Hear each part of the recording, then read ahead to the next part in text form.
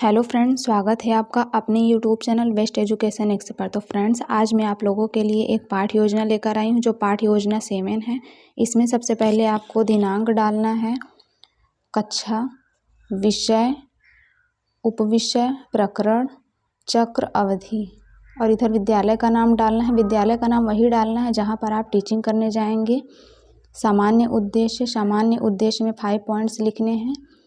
पहला पॉइंट है छात्रों में गणित के प्रति रुचि उत्पन्न करना, विद्यार्थियों में पूर्व ज्ञान से नवीन ज्ञान में संबंध स्थापित करना, विद्यार्थियों में गणित के प्रति रचनात्मक विकास उत्पन्न करना, छात्रों में मानसिक शक्तियों का विकास करना, छात्रों को विज्ञान के महत्व से अवगत कराना।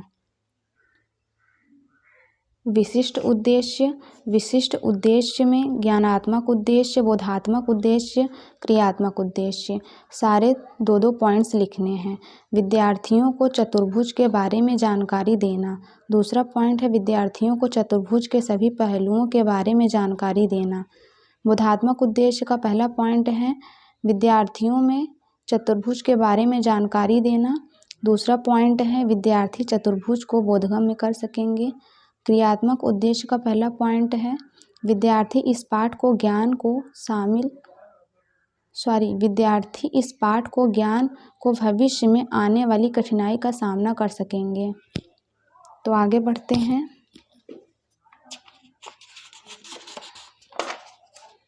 क्रियात्मक उद्देश्य का दूसरा पॉइंट है विद्यार्थी इस पाठ से प्राप्त ज्ञान को अपने जीवन में प्रयोग कर सकेंगे। सहायक सामग्री, श्यामपट्ट, चॉक, डस्टर, चार्ट आदि कक्षा उपयोगी सामग्री। पूर्व ज्ञान में है विद्यार्थी को चतुर्भुज के बारे में सामान्य जानकारी है। शिक्षण उद्देश्य एवं विशिष्टीकरण, छात्राध्यापिका क्रिया, विद्यार्थी अनुक्रिया, शिक्षण बिंदु।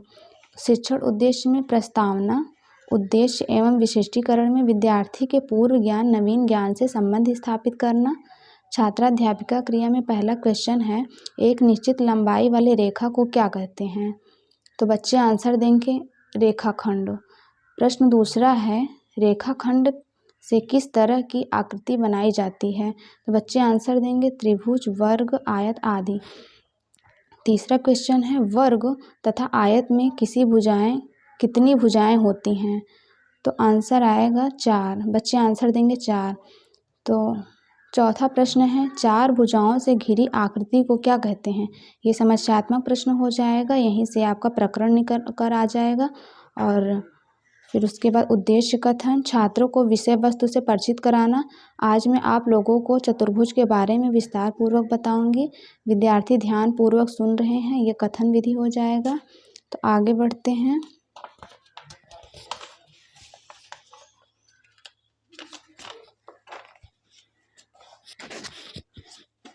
प्रस्तुतिकरण, पाठ को सरल एवं सुविधापूर्वक प्रस्तुत करना। अध्ययन अध्यापन की दृष्टि से प्रस्तुत पाठ को 2 भागों में बांटा गया है सुविधा के लिए। विद्यार्थी ध्यान पूर्वक सुन रहे हैं, ये कथन विधि हो जाएगा। प्रथम शिक्षण बिंदु, सभी छात्रों को चतुर्भुज के बारे में विस्तृत जानकारी देना। स्पष्टीकरण है चतुर्भुज 4 भुजाओं से घिरी आकृति को चतुर्भुज कहते हैं। चतुर्भुज में 4 भुजाएं, 4 शीर्ष तथा 4 कोण होते हैं। चतुर्भुज के चारों अंतः कोणों का योग 360 होता है। ये चतुर्भुज का फिगर है। ये कुछ फार्मूले हैं। चतुर्भुज का क्षेत्रफल 1/2 d ब्रैकेट में है h1 + h2। अंतः कोणों का योग angle A + angle B + angle C + angle D = 360 degree. आगे बढ़ते हैं।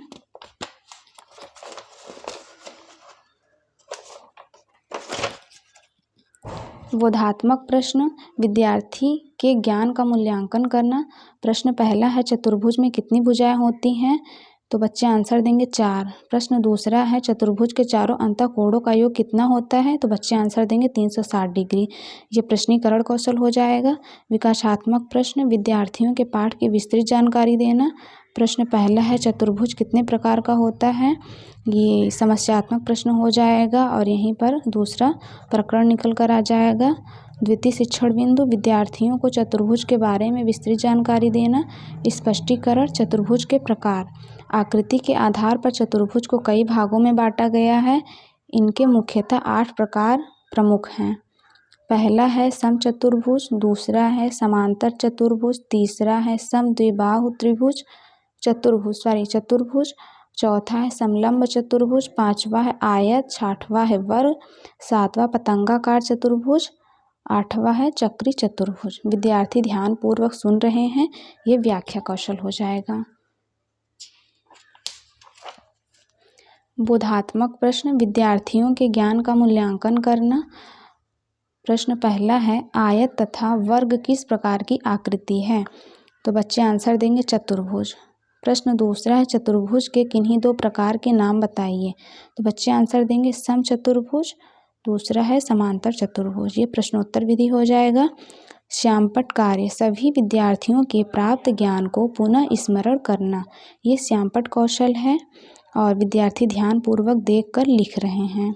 निरीक्षण कार्य, विद्यार्थी अपनी उत्तर पुस्तिका में श्यामपट्ट के सारांश उतारेंगे।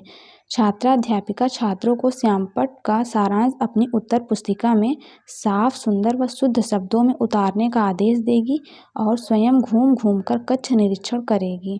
विद्यार्थी अपनी उत्तर पुस्तिका में श्यामपट्ट के सारांश उतार रहे हैं, ये निरीक्षण कार्य हो जाएगा।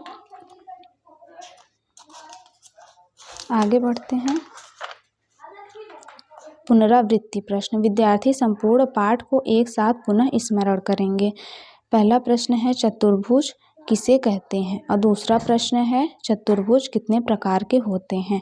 इसका आंसर बच्चों ने दिया है, लेकिन यहाँ जगह की प्रॉब्लम होने की वजह से हमने इसका आंसर लिख दिया है कि बच्चों ने उत्तर दिए है। अगर आपके पास जगह हो तो इसका आंसर लिख सकते हैं। ये प्रश्नोत्तर विधि हो जाएगा। गृह कार्य, विद्यार्थी को ज्ञान के अभ्यास द्वारा सुदृढ़ करना।